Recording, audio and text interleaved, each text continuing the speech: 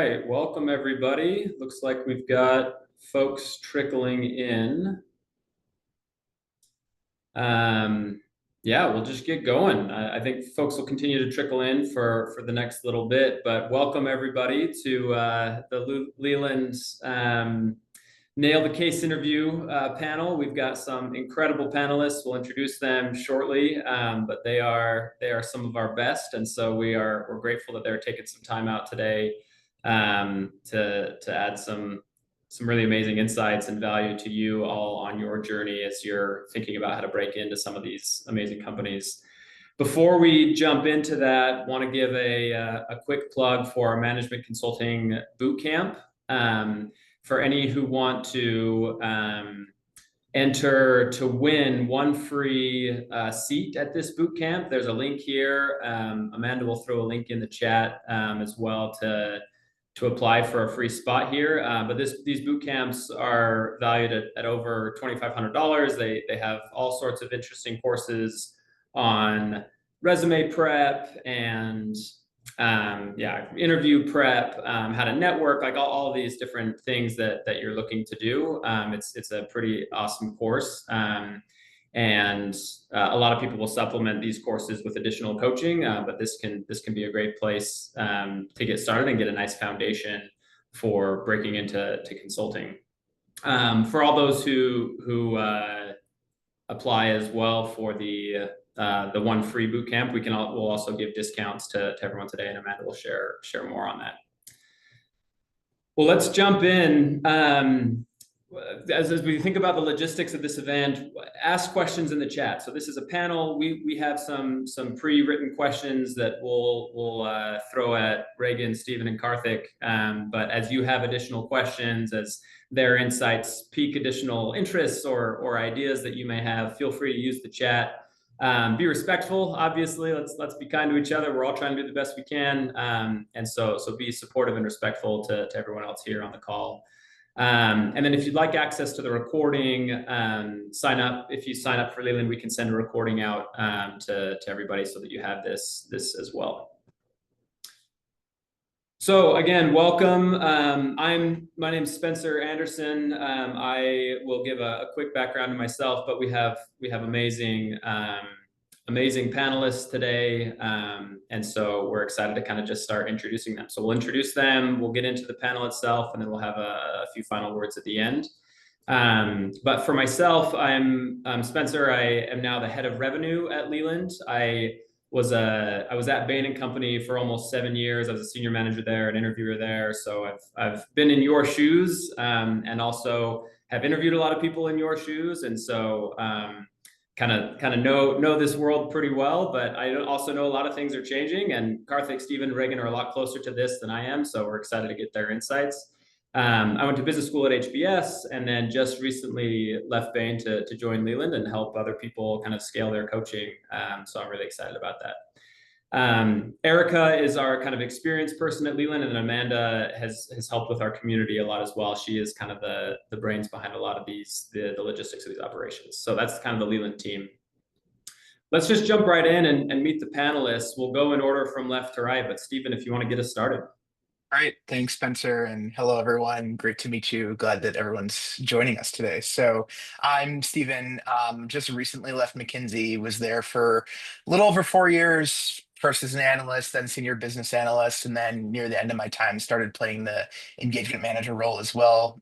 Started initially in Mexico City, then in Washington, D.C., so have worked across geographies as well. And probably what's also most relevant for this is I was an interviewer for my last 2 years at McKinsey. So saw upwards of 50 candidates for analyst and associate roles, both summer internship and full time. So very, very familiar with the McKinsey interview process. But great to meet everyone. I'll pass it on to Reagan.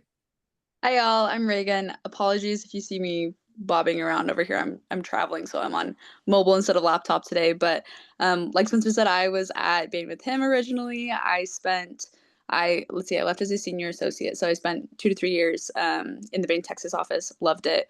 Worked as an interviewer as well for the last year, so have been on both sides of that experience and have been coaching Leland applicants for 2 years now, roughly. So I have been through a lot of iterations of this. Honestly, love it. And as a bit of a non-traditional hire, I came from a political science background, have never taken a business class or worked in a corporate setting. I'm happy to talk more to that experience as well. So spent a couple years at Bain, did a secondment or externship at the Gates Foundation, which highly recommend. Happy to answer questions about that as well. And now I am a joint degree student at HBS and Harvard Kennedy School doing an MPP and an MBA. So that's me. Thanks, Reagan. Karthik, you want to jump in?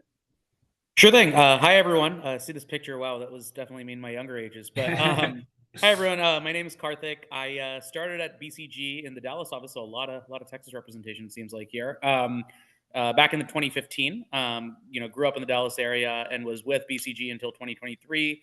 Left when I was most recently a project leader. Really excited to potentially work with any of you guys. And my coaching experience, I was the case club lead at both the Macomb School of Business in undergrad and Wharton for my MBA. And so I just love the process of, working with people who are completely new to the case interview process, want that fundamentals based coaching all the way up through, securing the offer. And so really excited to meet with and potentially work with you all. Thanks, everyone. Yeah, there's a ton of experience here. I hope that this hour is really useful for everybody on the call. And I would also recommend booking some time with each one of these coaches as well, but maybe not each one, but one that you get excited about. I'm sure all of them would be happy to chat with all of you, but their spots fill up fast. And so if you're interested in getting coaching with them, they're some of our best. So we'd love to get to know you for a minute, and if you all want to kind of break the ice into the chat and give us a couple answers to questions. Where are you working, studying, and then also when are you recruiting?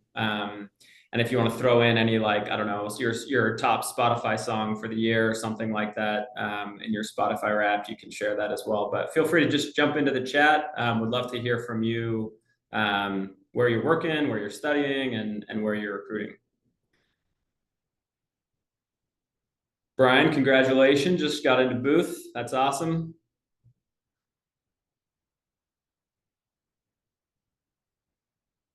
Erkin coming in from London. That's great. Kaushik on the early side, sophomore at WashU. Yeah, that's now's the time to get going. That's great. MBA at Kellogg, sophomore at UCLA, MBA from ECU is great.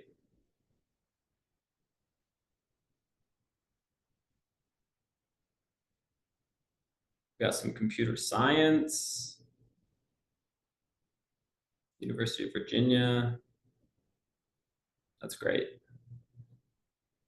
Okay, well, don't be shy, folks. Yeah, we're excited to have you on, and as you have questions, continue to throw them in there. But seems like we've got a nice gamut of individuals on the call. This is exciting. Okay, so just kind of a quick overview about Leland, but we really want to democratize expertise and help anybody kind of achieve whatever career dream they have. And so we have a few different offerings to help people do that. One-on-one coaching, with jumping on with Karthik about school level specific stuff, or jumping on with Stephen about whatever, or Reagan about whatever, like all the different customized coaching questions you might have. We help people with one-on-one coaching. We also do live cohort-based courses like the boot camp, like this consulting boot camp, but we do that for a lot of other courses as well. And then we also have a lot of content on our Leland Plus library. So a lot of different ways that you can find value on achieving whatever career goal you might have. We've helped a lot of people land their dream roles. I mean, here's just a couple examples, but literally thousands. We get calls all the time. We get emails all the time from people. I'm sure Reagan, Stephen, and Karthik could talk about all the different individuals that they've helped or seen. And it's really exciting. It's so fun to help people. We've had a lot of people help us on our journeys. And so it's so exciting for us to be able to give back and help some of these people land their dream roles as well. Consulting and life in general it's kind of a game, and you're not going to succeed just with talent and hard work alone. And maybe our panelists would disagree with me here. We'll see. But I think it does take a little bit of a strategy to actually succeed in some of these areas. And so when you're thinking about, okay, how do I land my dream role at the dream company that I want? It's going to take more than just hard work and talent. You're going to have to start crafting a strategy to say, who am I? Why consulting? How do I network the right way? How do I think about my application strategy? How do I make sure my resume is congruent with this? How do I just totally crush the interview? And it's extremely competitive. And so having an expert on your team, like a coach, can help you craft that strategy. I think all of us on this call have probably had people to help us craft that. And so that's exactly what we're trying to do with Leland. But would strongly encourage all of you to think seriously about what are the resources I need to really craft that strategy to succeed. So if you want help on, thinking about, okay, what kind of coach should I be looking for or whatever, we can also help you with that. But again, the folks on the panel are going to be pretty great as well. Okay, so there's our introduction. Let's just jump right into it. The first question to kick things off, and we'll have all three of you answer this. And maybe Reagan, you can get us started. But when you decided to pursue consulting, what was your preparation approach to create a standout candidacy? So Reagan, if you want to get going, and then we can go maybe Karthik and Steven, and then kind of go from there. Yeah, perfect. Like I said, I wasn't coming from a traditional background to recruit. I was coming out of undergrad with a political science degree. Didn't really know any of the lingo, had never done a case, didn't know many people in consulting. And so I felt like I was at a disadvantage coming into it, but learned quickly that that's not necessarily true. They're not looking for specific majors or specific backgrounds. They're looking more for skills that can be used in a variety of contexts. So I had worked as a research assistant in the political science department. I had done a lot of that, a lot of qualitative and quantitative research. Now I'm running focus groups, I'm designing surveys, I'm doing the statistical analysis that comes out of that, all of which is a huge chunk of what you do, especially early on at any of these consulting firms. And so I was able to sort of reframe, okay, like I might not have any of the subject matter expertise you're looking for, but I do have a baseline in a lot of these skills and I can learn the subject matter quickly. And I find that most people have some element of that. You have some of these skills already, you just maybe haven't done it in the context of these big corporations, and that's okay. So if you can lean into that and highlight that on your application, then you can stand out as a candidate. Great. Awesome. Thanks, Reagan. So I can maybe jump in and say, like, the first thing I did was actually just learn what consulting was. I was really fortunate because my uncle had been an associate partner at McKinsey. And so I just asked him what the job entailed, what the day-to-day looked like, the kinds of work you got to do, and just got hooked based on that. And then I think from there, creating the candidacy, it started with just saying, okay, what are these consulting firms looking for? And I think, like Reagan said, it's no specific profile, but I think it's a broader view of people that can be both left and right brained. And that's very vague, right? And then I thought about, okay, how do I show that on a resume? How do I balance both analytical sides of me with like more communication, presence, leadership sides of me on my resume? And then, beyond getting my resume in shape and being, attractive from that standpoint, making sure I was ready on the case interview. And I was really lucky to, from the get-go, be coached by folks that were senior to me at my undergrad school that, had interned at McKinsey, Bain, BCG, Deloitte, so on, and were able to kind of build the foundational skills in consulting coaching with me. I'll say that early stage is very uncomfortable, especially on the casing side, where you've never done it before. It feels like this very kind of amorphous process. But the best thing you can do, rather than kind of getting into reading spirals of reading too much case in point or whatever it might be, is to, just get a very initial foundation, but then jump right in and do practice cases with really experienced people. And I think that's a great way to stand out. Yeah, I think I would agree with everything that Reagan and Karthik said. I'll just add a couple more things. So I think one of the things that to me felt really important as I was going through the consulting recruiting process is I saw a lot of the names of the schools that a lot of you are at. And I imagine that you probably have hundreds of other classmates who are also interested in pursuing consulting. And I think for me, one of the ways that I felt like I was able to stand out a little bit more in that process, because I similarly went to one of those schools, was trying to meet people from these firms and actually create sort of a real genuine connection with, at least a couple of the analysts or associates that I was meeting, and maybe even some of the more senior folks. You'll have a lot of opportunities throughout the process to attend different info sessions and coffee chats and other things like that. And I really leaned into those as much as I could, but really tried to make those connections, follow up with people that I felt like I had a really good conversation with. And a lot of that also turned into sort of light mentor relationships with people who were actually at the company and had been in my shoes 2, 3, 4 years prior. So I think that's one of the other really important things I'd say. And the last thing, which I think goes very underrated or forgotten by a lot of people, is establish really good relationship as well with the recruiter. Figure out, very early on who's the recruiter that is assigned to your specific combination of school and role and firm, and make sure you are, reaching out to them, getting on their radar, getting on their good side, because, a lot of the times they will also help you unlock some of the things of just figuring out what the dates are and the logistics and things like that. And I think a lot of that you have to solve before you can even get into the loop of preparing and making sure you're ready for the case interviews. So I'll just add those two couple things because I think they're also really important. I love that. Those are awesome. And just to put an extra point on both of those, or all three of those, really, really trying to differentiate yourself, because recruiters and interviewers see so many people coming through. And so thinking like, to differentiate yourself, you really have to know yourself. You really have to know, like, genuinely, who are you and why do you want this? And yes, I can do the structures and I can do the frameworks, and I've got the foundation, but I'm not just the cookie cutter robot. Like I am who I am, and I'm really passionate about some of these things. And I think as that comes across, that's going to really help you to stand out as well. That's great. All right, Stephen, let's stay with you. What's the best way to prep for case interviews? Yeah, I think it's a good question. There's a couple things I would say. I mean, I'm sure for a lot of folks who are either just starting or maybe have been going at this for, a few weeks as well, you've seen a ton of resources out there online.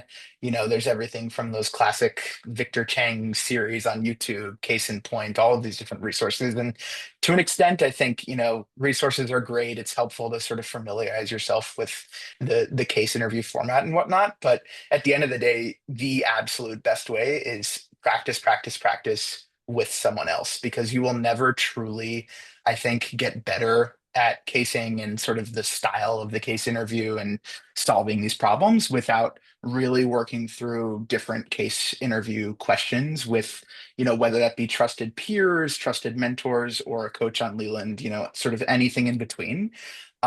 I think when I think back on my preparation, as much as I read all of these different books and online PDF guides and watched YouTube videos, I never really started getting better until I ripped that Band-Aid off and started doing actual practice cases with other folks. And it goes both ways. It's not just you actually playing the interviewee and doing the case, but it's also giving the cases to other friends of yours or other peers who are recruiting for similar roles, because you'll start to see sort of additional ways that people approach different problems, and you'll understand a little bit of the interviewer mentality as well. So practice, practice, practice with others is my absolute number one best way to prep for these case interviews.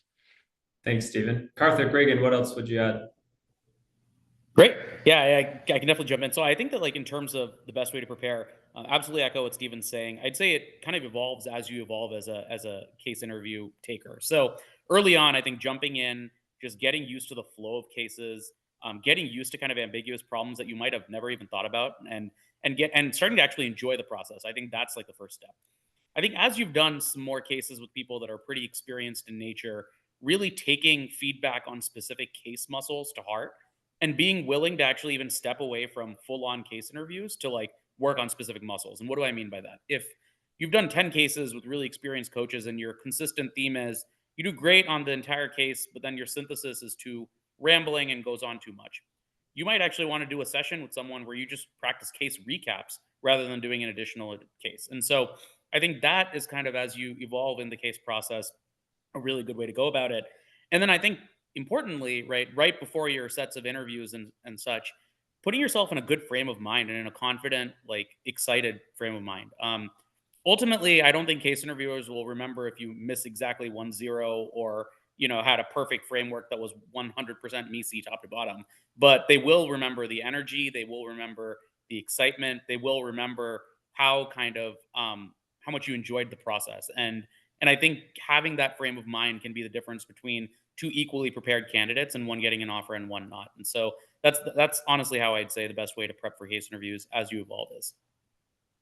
I'll give some more very tactical advice, especially as I was, as I've said, felt like I was having a bit of an uphill battle in learning how to case. It can be really inefficient time-wise to do full cases with people when you don't really know how to case, both in terms of your time and theirs. And it feels really frustrating. And it's like, okay, great. I just spent 45 minutes on this case, but I actually made a mistake in the first 5 minutes. So I just kind of wasted the last 40 minutes. That can feel really frustrating. So I also did a lot of cases by myself where I would take the printout, take like whatever it was that I could get my hands on of what an interviewer looks at when they're going through the case. I would cover up all the answers and I would basically go line by line and sort of check my work as I went so that I could get a hang of, okay, where is it that I usually get off track and what are they expecting me to say? How are they expecting me to think about this or format my answer even at this part of a case? And that was really nice to practice just the intellectual piece of a case without the performance piece of a case at the same time. And then by separating those pieces, I felt like I got a lot stronger, a lot faster, and then could add on the interpersonal. Okay, how do I articulate this? What does my face look like when I do that? How much time am I taking? It was nice to be able to piece those out and learn one skill at a time instead of both simultaneously. Those are great answers. Yeah, I think practice, practice, practice. And the other thing is like being uncomfortable. Like I think, I don't know, Stephen, Reagan, Karthik, if you had any curveballs or surprises when you had your interviews, but I was pretty like new to the consulting scene when I first started in. I remember an interviewer asked me a couple questions that I just did not know where they were coming from, and I was like, whoa! But that helped me to say, oh, I need to practice being uncomfortable, right? I need to be uncomfortable in uncomfortable situations and let people give me maybe bizarre cases or different drills or whatever else that are going to be helpful. I don't know, Stephen, Reagan, Karthik, anything you'd add to that? I do. I had practiced a lot of these very classic cases, right? You're doing like market entry and new products and profit cases. And then my final round interview with Bill Wade, actually, Spencer, threw me a complete curveball that was like, okay, client is this big science museum, blah, blah, blah. I've done all the analysis on ticket sales and revenue and costs. And how would a science museum in the age of the internet be relevant when you can look up any science fact that you want to know on the internet? Like, why even bother going to a museum, which is so not what you're told to practice in Case in Point or in any of those resources. And it was actually quite fun. I just got to like kind of daydream about like having sensory experiences and like what the internet can't offer, but that is not anything that I had prepared or studied. And I try now when I work with clients on Leland, for example, to give them some slices of that, because really what they're testing is, can you think on your feet? Can you piece through a really abstract puzzle? And being able to regurgitate mental math is not the same skill as that. Thanks, Reagan. Karthik, anything you want to add? Yeah. So, I mean, I absolutely agree with that. And I think one of the things that's a telltale, and I mean, well, I think we might get to this in a later question today as well, is like the idea is consulting case interviews are testing how you think, not everything that you know. And I think once you take that to heart, that's really important, right? The idea is almost all problems that you come across, like with a pretty logical approach, can be broken down more logically. And it doesn't require domain expertise to do that, but it does take kind of asking the right questions, making progress in a methodical way. And so once you get into that mindset, I think it's the best. I think versus taking a more, I'd say, generic approach to preparing for case interviews. Yeah, that's great.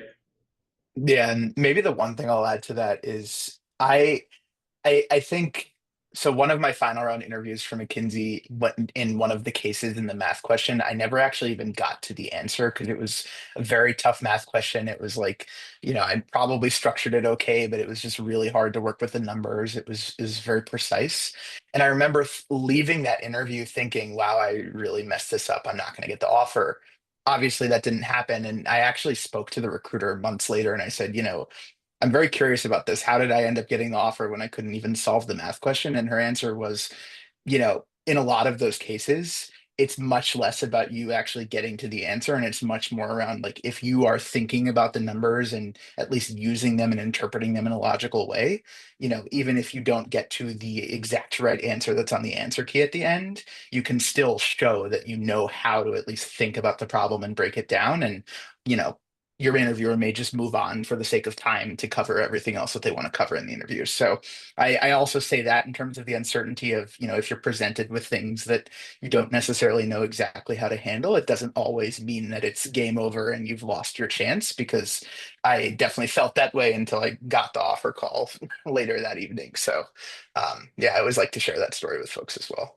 I love that. That's life, right? Life isn't this kind of perfect cookie cutter spoon feeding everything, right? And I think that's consulting. That's the job. How do we figure out how to navigate uncertainty? Kenneth asked a great question about where can we find some of these resources. Leland Plus has a ton of these resources, drills you can do, cases you can do. There's also other things online. Stephen, Karthik, and Ray could also recommend other things as well, but plenty of resources, especially on Leland Plus, that can help you specifically with these sorts of things. Okay, one of the age-old questions in consulting: established frameworks versus custom structuring. Son, I guess. Oh, sorry. No worries. Okay. Yeah, established frameworks versus custom structures. Which process is better? Karthik, you wanna get this one started? Yeah, absolutely. So I'm always going to go on the side of custom structures. And the reason for it is if you develop a way of thinking of how do I get boxes that'll collectively cover a problem? How do I break those down into sub boxes? How do I prioritize within those? That approach is going to serve you a lot better than I'd say established frameworks. Now, that being said, I think that where established frameworks are useful is generating a set of ideas that will marinate in the back of your head. And then once you've created a custom framework, using those as kind of levers or sub points within the buckets that you have. And so an example of this is like if you have, I don't know, a market entry framework that just talks about like the competition, the customers, and whatnot. I don't think you should take a market entry framework and just apply it every time anything sounds like it has the word market in it. Because you might have a prompt which actually says, we're very internally focused about, optimizing our operations. That tends not to have as much of a market component. But that being said, you might have still a customer part of your custom framework. And using some of the talking points on the customer side of that market entry framework might be relevant. And so never view an established framework as a rinse repeat, but more as a set of considerations that you can weave in to a custom structure that you create. Yeah, I'll add on that real quick. I think totally agree with Karthik that custom structures are always better than established frameworks.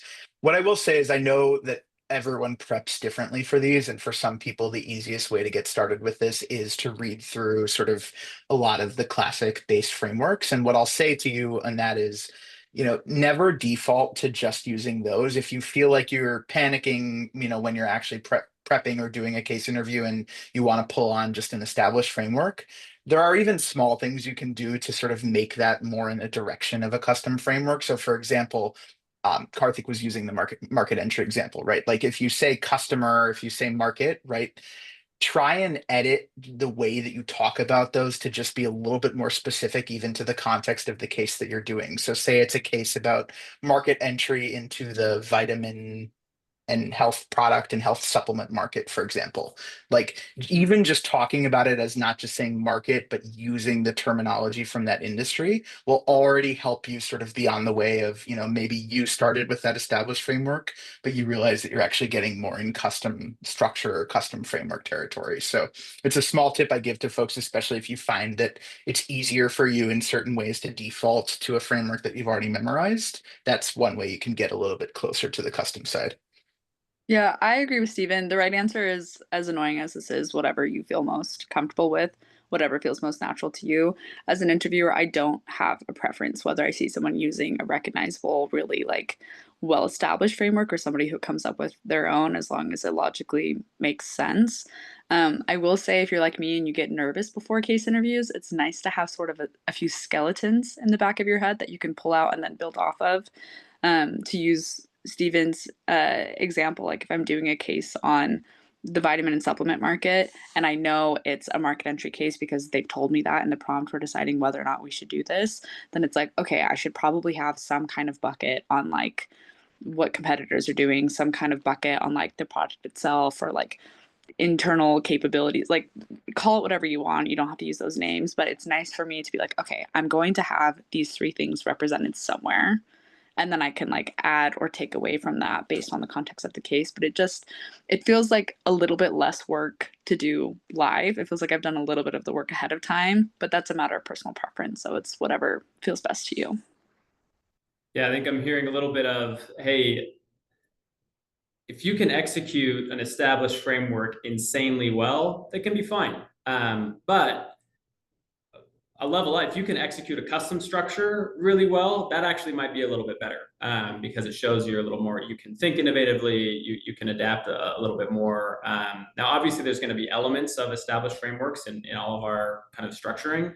But use established elements as you can, but the more you can kind of customize it and bring your unique approach to like solve this specific problem, the better. Yeah, the one last thing I'll add to that is I think if you're using an established framework and in your mind you feel like, oh, there's this other topic that feels relevant, but it wasn't in that framework I memorized, add it in. If it feels really relevant, please still add it in. And not to hanker back to this vitamin example again, but I was giving someone this case earlier today and they used what felt like an established framework and they had their final bucket be, there's a lot of regulatory considerations because the FDA and other governmental agencies are really going to regulate vitamins and health products. And we need to make sure we understand that. And that's a really great bucket because it's a really important consideration for an industry like that. But that's obviously not part of your typical, base market entry framework. So always add in something like that if you feel like, oh, this feels really relevant for the case. Thanks, Stephen. It's great. All right, we'll do a quick kind of breather pause. If you need to stand up, stand up. But just a reminder for the Management Consulting Bootcamp, if you're excited, want to get kind of more foundational help on a lot of these things, feel free to apply. We'll give away a free bootcamp to somebody at the end of this session. So just a reminder, Amanda will put the link in there again. This is kind of a quick high-level view of what the course looks like. So one of the courses on brainstorming and data insights, and others on structuring. So as you're thinking about, some of these structuring questions, we'll have a whole course on really trying to go deep on how to do that better. And then all the way into market sizing, biometrics, and then all the way up into kind of like, what are some other common cases that you might see. So just another plug for that. Normally it's over $2,500. If you end up applying today, we'll give you a pretty steep discount if you sign up today. So again, links in the chat. Okay, let's keep going. How can candidates effectively communicate their thought processes and findings during a case interview? Reagan, do you want to start with this one? Yeah, I would say use language that you're familiar with. You don't have to use super technical jargon. You don't have to use fancy acronyms. If you can explain it in plain speech that feels familiar to you, that's 100% fine. And frankly, I did a lot of that as I was recruiting and didn't know anything about consulting. So, that may feel like simplistic advice, but you'd be surprised how much easier it is on your interviewer to follow along when you know what you're talking about, as opposed to when you're trying to portray that you know something you don't. Love that. Karthik, Stephen, what else would you add? Sure, yeah, no, totally agree with that on that Reagan just said. I'd say also like getting into the habit of organizing things by themes. And again, not every piece of communication you have in a case interview has to be a framework or anything nearly that structured. But let's say you're looking at a chart and you're seeing a few different themes. Like try to organize the points you're trying to say based on those themes. Like, or maybe saying something like, I see 3 main things here. First, and then talk through it. Next, this. Finally, this. I think just keeping that level of structure or staying organized, I think is just a really great way to keep the interviewer on the same page as you. And then I think the other thing that's, it's specific to like, I'd say communicating math is like keeping the interviewer in the loop versus like going into long periods of kind of heads down and like staying quiet. I think one of the best things you can do is to kind of vocalize the way you're thinking about it, the way you're approaching it. You don't have to vocalize absolutely everything, but the more you can keep it conversational, the better it can be. So. Yeah, agree with both of those points. And I think the last thing I'll add is just don't be afraid to ask for a little bit of time. I think a lot of folks get really nervous about, oh, if I ask for 30 seconds, the interviewer is going to think that I'm not prepared and they're going to ding me on that. And the reality is, I mean, I have never been in a case interview or was never told in any of my training to ding a candidate because they asked for time. If you feel like you need the time, 30, 60 seconds to just jot down a couple notes and feel like your thoughts are a little bit more gathered before you start speaking and communicating, you should absolutely do that. I think it's absolutely the norm before you do any sort of framework. And even for things like a graph or a math question, if you want to take 30 to 60 seconds just to absorb what you're seeing in front of you, absorb all the inputs that you're given, I personally would never have said no to a candidate. And I try and get people out of the nerves of feeling that way because I've seen people that jump into it too quickly. And I think they would have performed much better had they taken the 30 to 60 seconds to just compose themselves before speaking.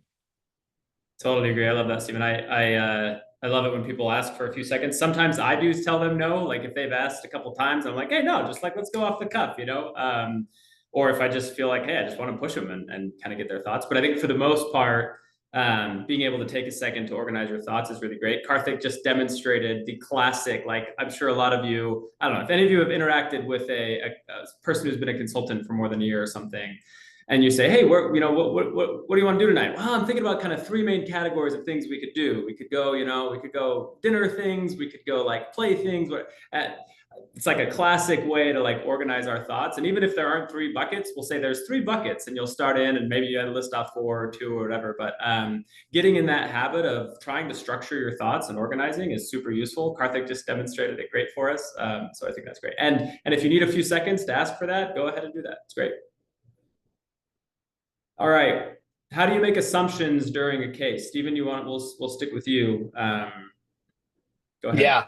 Yeah, I can lead off on this one. So it can be tough in certain scenarios to approach this in the right way. So and there are multiple ways to do this, but what I would typically say is if you've gotten to the point where you feel like you need to make an assumption, I always typically say first, ask a question just to make sure that there's no data available.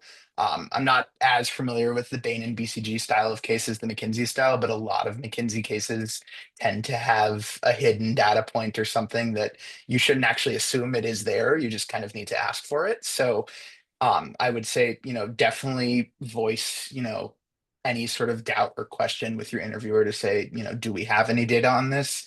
If they say no, then, go forward with whatever assumption you feel like is logical, right? So, just be very clear that you're stating that assumption and why you're doing that assumption. Your interviewer may redirect you in one way or another, and that's totally fine as long as you're sort of being very forthcoming and upfront about it. That's really what matters. So, at the end of the day, I would say that that's typically the structure that I see people follow, but there may be other ways that you may want to approach it as well. So I'll let Reagan and Karthik speak to see if they have other thoughts as well. Yeah, I agree with you. You're such a teeny tiny part of your evaluation is your assumptions. I'm not grading you on if you know how many bottles of wine are consumed in New Zealand every week. Like, that's not an evaluation of whether or not you'd be a good consultant. The evaluation comes from the path you take to get there. So as long as you voice all of that out loud, you'll be fine. I agree with Stephen. Ask, worst case scenario, they say no, come up with something. But as long as you can tie it to some kind of real life experience you've had, that's fine. So for example, there's a practice case I give people often that requires you to make an assumption about how many students there are per high school in the US. And people come up with wildly different answers based on where they went to high school, right? Like my high school was huge. We had thousands of students. And then I have other students who are like, okay, well, it's probably like 400 students per school. And all of those are equally valid answers because they're out loud articulating, like, this was my experience. I assume that my high school was bigger than average or smaller than average. So the actual median is probably somewhere around X, like that's great. All of those are equally correct answers as long as you're talking through where you got the number. Yeah, totally agree with all of that. And I mean, what I'd say is one of the best ways to do it is to articulate why you need a certain kind of input to move forward, and then tee up, right? Do we have any information on that, or does it make sense for me to make a logical assumption around it? And so, an example of that I have is one of the cases I give requires at some point estimating the number of like exact bricks that would be sold in like the state of Texas, and so eventually interviewee gets to like the number of houses, and then they have to make an assumption on the number of bricks per house, right? And so that's like a classic place where you can say, okay, we now have the number of houses and we need to actually get to a number of bricks. And so the best way to do that is to apply an assumption around the number of bricks per house.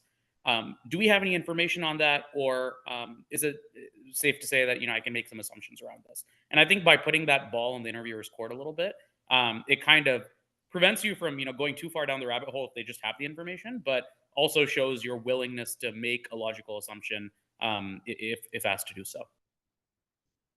I love that thought, Karthik, of like bringing your interviewer along your thought process, right? You don't want to just be like running off. And I've been in interviews where the candidate was just running, and I was like, well, hey, hang on a second, like I actually do have some data, or you're kind of going a little too deep on some of these assumptions or whatever else. And so making sure to kind of bring them along your thought process and say, hey, this is how I'm thinking about it, like, does this sound right to you? And kind of moving along is a really great way to do it. So I think all of those comments are really great. We're getting a few comments in the chat. I just want to raise one of them on how long you recommend kind of preparing for the interview in terms of time frame. Karthik, do you want to say anything about that? Yeah, for sure. I mean, I'd say that like people take different amounts of time to prepare for the process. I would say that the earlier you can get started and kind of almost approach preparing as like a steady thing that you do, but you're not cramming for, is the best amount of time. Now, I think for some people that could be 3 months for a process. For other people, even preparing 6 months, 9 months in advance is fine. I would say just don't be in a position where you feel like you have to cram a bunch of case interviews 3 days before the actual interview, and you're feeling very nervous at that point. And so make sure you're giving yourself enough time to really go through the iterations, go through the process, fall down a couple times, pick yourself back up, digest feedback. I'd say that's really the best way to kind of approach the amount of time that you need, and being honest, and there's absolutely no shame with starting early and getting coaching early to make sure you're on the right path. Love that. That's great. I think it's a pretty good answer. Let's jump to the next one. What are some common mistakes that candidates make during case interviews, and how can they be avoided? I'm sure all three of you have answers to this, so I'll kind of leave it open to whoever wants to jump in first. I would say sounding like a robot, and I know everyone here is thinking I would never sound like a robot, but you've all done some of the same practice cases. You've all gotten the same advice about how to phrase your answers or how to structure different things. And a lot of you sound like robots. And that's not the worst thing in the world, but it's a very easy problem to fix. So don't let yourself get stuck thinking that there's a script you have to follow. There is a rhythm to cases that you can't change, but you can change the script. You can use language that sounds like you. You can use assumptions that make sense in your life. You can format things the way that feels the most natural. And I promise you will come off better that way than if you're trying to really just regurgitate what you've been told before. Yeah, I have a couple that I see far too often, both when I was interviewing and now also with folks who I'm coaching. But I think one of the things, and this goes back to what we were just talking about earlier with assumptions as well, but ask questions. I mean, I've seen people who, go in, they see a term, or, they're asked in a math question, calculate ROI or calculate, some sort of term that maybe they're not entirely sure what it is. And they think it's better for me to just be confident and go with it. That is not the case. It is much better for you if you are not 1000% sure what some terminology means or what you're solving for, to ask your interviewer to clarify, right? Again, I'm never going to ding you because you asked me to clarify, I just want to make sure I know exactly what ROI means in this case, or For example, if you're reading a graph and you're not sure what one of the figures is on the graph, I just want to make sure that I'm interpreting this number correctly.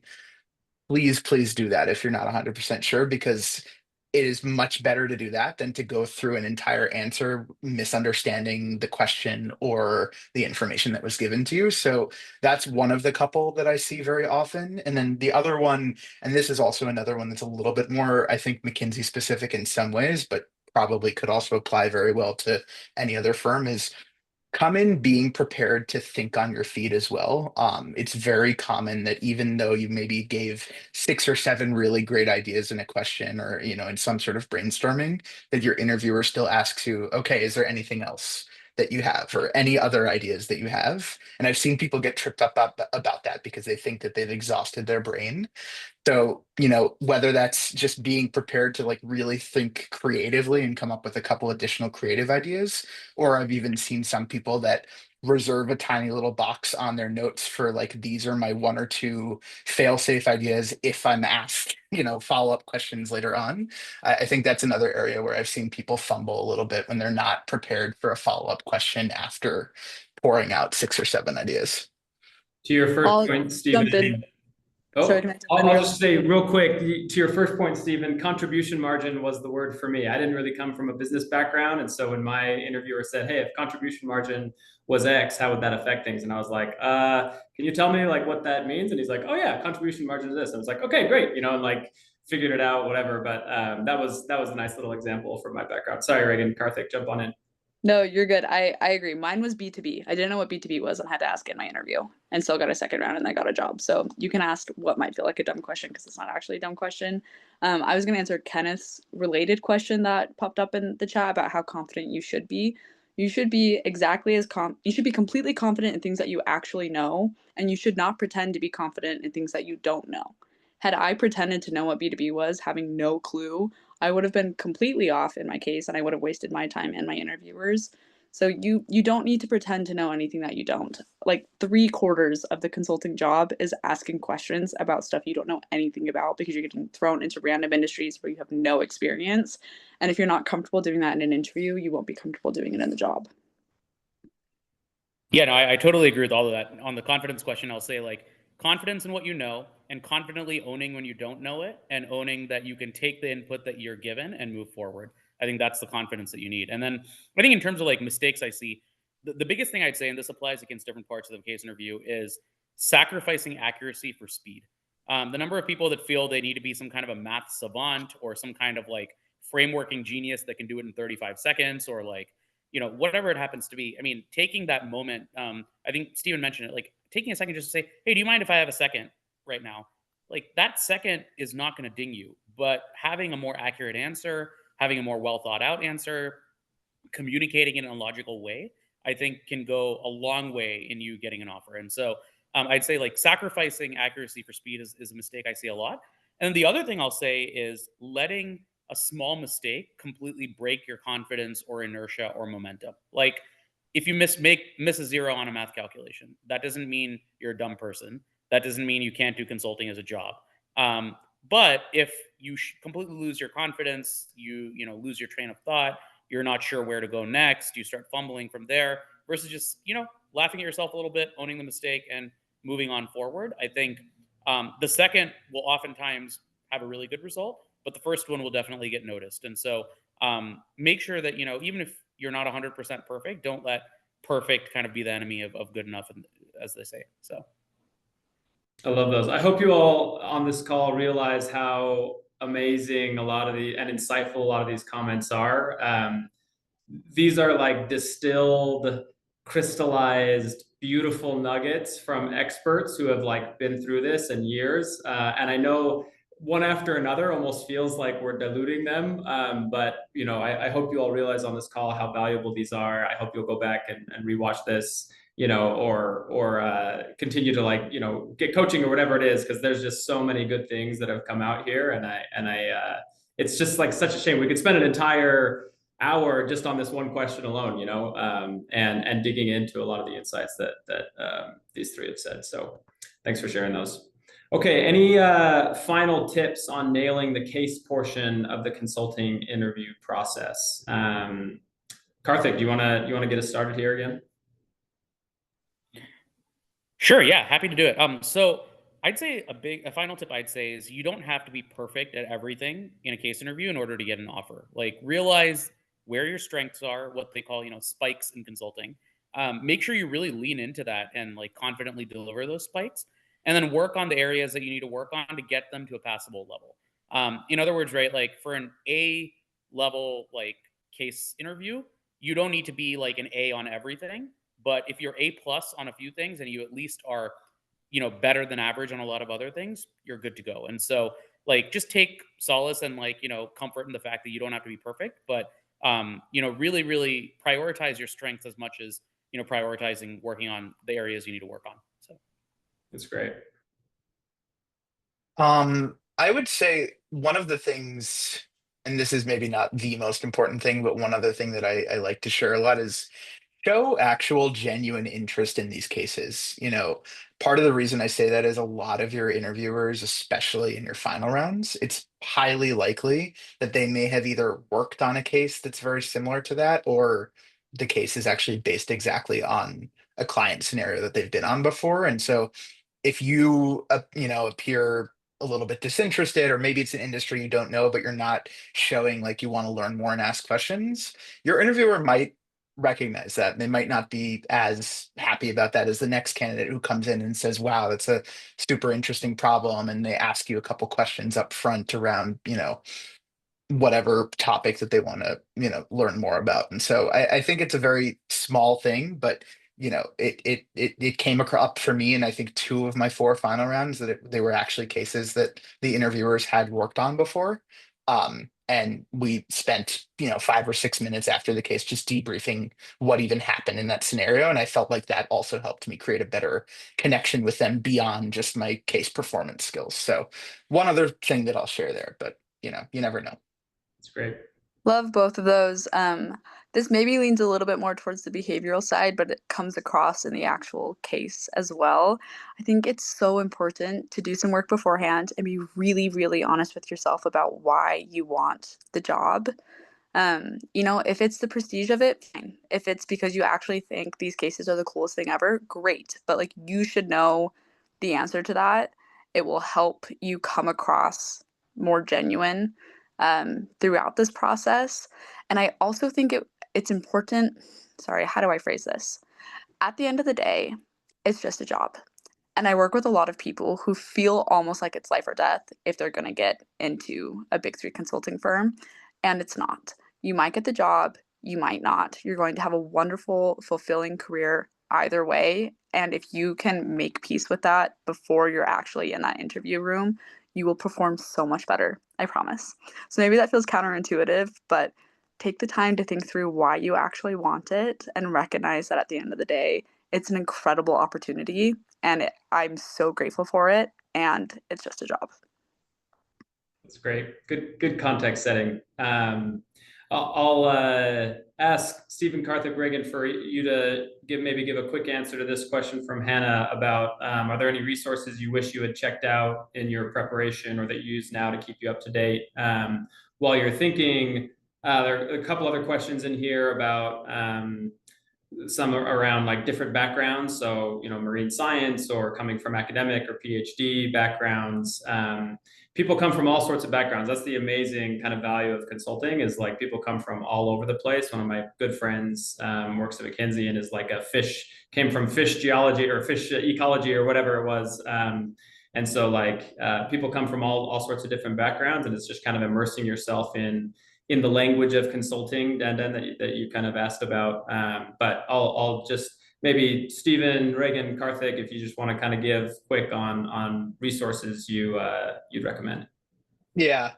So Hannah, to your question on resources, I don't know if looking back there are any that I didn't use that I would have used, because I guess obviously it's hard to say that having gotten the offer at the end of the process. But I think the couple of resources that I always share with people, as much as it pains me to suggest this, I think for if you've never seen or heard a case interview before, there's a very famous, infamous personality named Victor Cheng, and he has all these paid things that you can do, but he has on YouTube, there's a 12 video series that's free.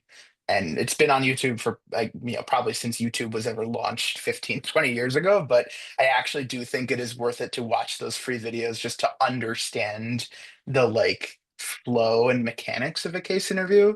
And then you go and, do your own kind of prep. But I always suggest that to people is if you're a complete newbie, that's a really good resource. And then the one other thing, and this applies to anyone who's looking at, you know, a non, English speaking office. I do kind of wish I had cased a little bit more in Spanish because I interviewed for McKinsey's Mexico City office, and I think having cases come in Spanish at me was a little bit more of a surprise than I was ready for initially. So that small thing, but that's maybe one thing I would have done additionally. Thanks, Stephen. Karthik, Reagan, quick, any resources?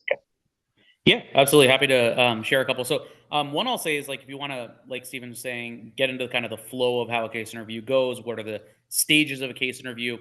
There's a book called Hacking the Case Interview by Taylor Warfield. It's actually a pen name. I actually know him personally. His name is not Taylor Warfield, but he is an ex-Bain consultant, and I think he has a really good approach for how he thinks about the stages of case interviews.